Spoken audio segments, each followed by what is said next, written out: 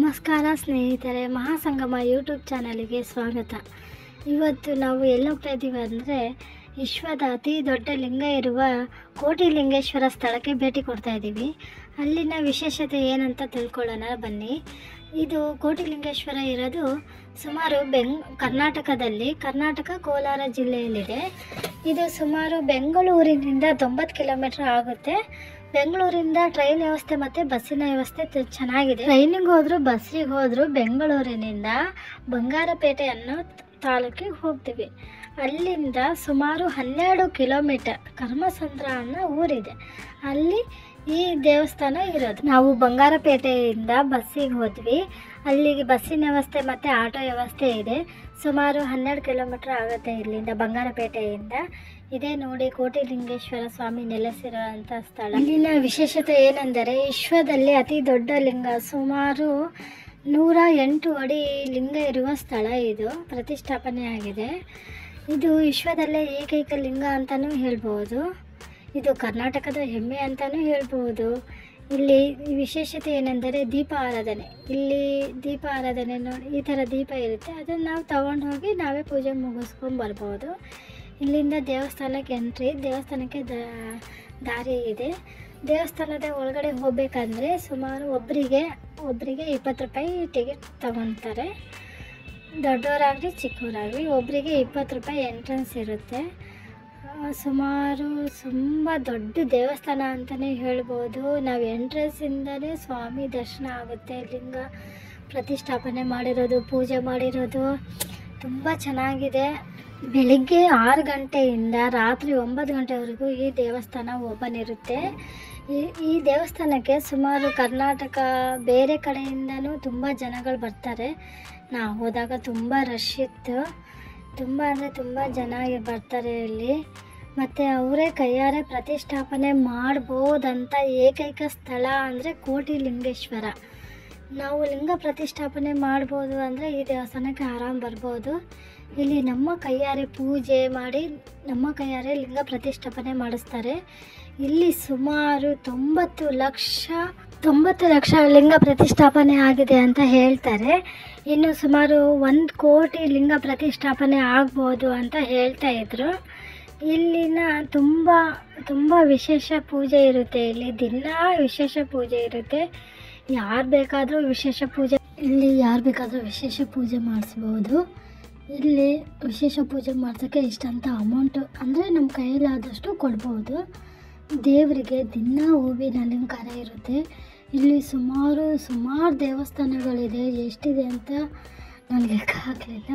ತುಂಬ ಲಕ್ಷ್ಮೀ ದೇವಸ್ಥಾನ ಇದೆ, ಸರಸ್ವತಿ ದೇವಸ್ಥಾನ ಇದೆ, ಅನ್ನಪೂರ್ಣೇಶ್ವರಿ ದೇವಸ್ಥಾನ ಇದೆ, ಆಂಜನೇಯ ಸ್ವಾಮಿ ದೇವಸ್ಥಾನ ಇದೆ, ಮತ್ತು ವೆಂಕಟರಮಣ ಸ್ವಾಮಿ ದೇವಸ್ಥಾನ ಇದೆ, ಶಿರಡಿ ಸಾಯಿಬಾಬಾ ದೇವಸ್ಥಾನ ಇದೆ. ಹಾಗೆ ಸುಮಾರು ದೇವರುಗಳ ದೇವಸ್ಥಾನ ಎಲ್ಲ ಕಡೆಯೂ ಒಂದೇ ಕಡೆ ಇದೆ ನೋಡಿ. ನಾವು ಇಲ್ಲಿ ಬಂದರೆ ಎಲ್ಲ ದೇವ್ರ ದರ್ಶನನೂ ಮಾಡ್ಬೋದು. ತುಂಬ ಚೆನ್ನಾಗಿದೆ. ಮತ್ತು ನೋಡಿ, ಇಲ್ಲಿ ಭಕ್ತಾದಿಗಳು ಪೂಜೆ ಮಾಡಿ ಹೋಗಿರೋದು. ನಾವೇ ನಮ್ಮ ಕೈಯಾರೆ ಪೂಜೆ ಮಾಡ್ಬೋದು. ಇಲ್ಲಿ ತುಂಬ ಚೆನ್ನಾಗಿದೆ ದೇವಸ್ಥಾನ. ಮತ್ತು ಎಲ್ಲಿ ನೋಡಿದರೂ ಸ್ವಾಮಿ ದರ್ಶನ ಆಗುತ್ತೆ ನೋಡಿ. ಈ ಮರಕ್ಕೆ ನಾವು ಅಲ್ಲಿ ಪೂಜೆ ಮಾಡಿಕೊಡ್ತಾರೆ, ಅಲ್ಲೇ ಸಿಗುತ್ತೆ ಆ ಸಾಮಾನುಗಳು. ಅಲ್ಲಿ ಕಟ್ಟಿ ನಾವು ಹರಕೆ ಏನಿದೆ ಅಂತ ಬೇಡ್ಕೊಂಡ್ರೆ ಅದು ಹರಕೆ ನಮಗೆ ಈಡಾದ್ಮೇಲೆ ಎಲ್ಲಿ ಪೂಜೆ ಮುಗಿಸ್ಕೊಂಡು ಹೋಗ್ಬೋದು.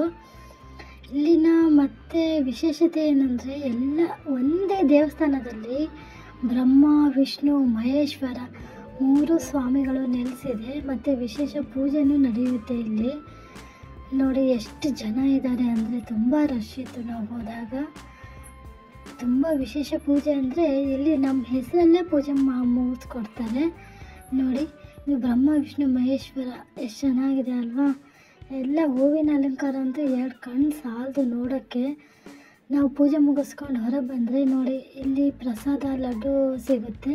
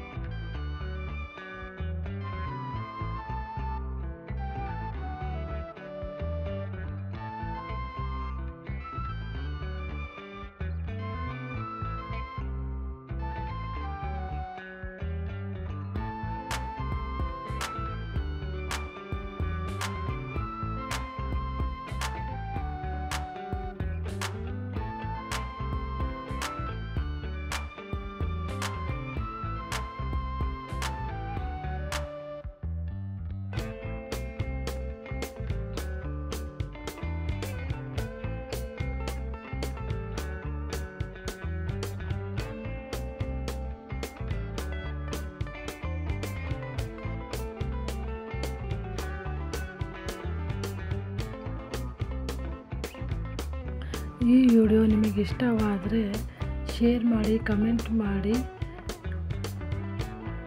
ನಮ್ಮ ಚಾನಲನ್ನು ಸಬ್ಸ್ಕ್ರೈಬ್ ಮಾಡಿ. Thank you so much.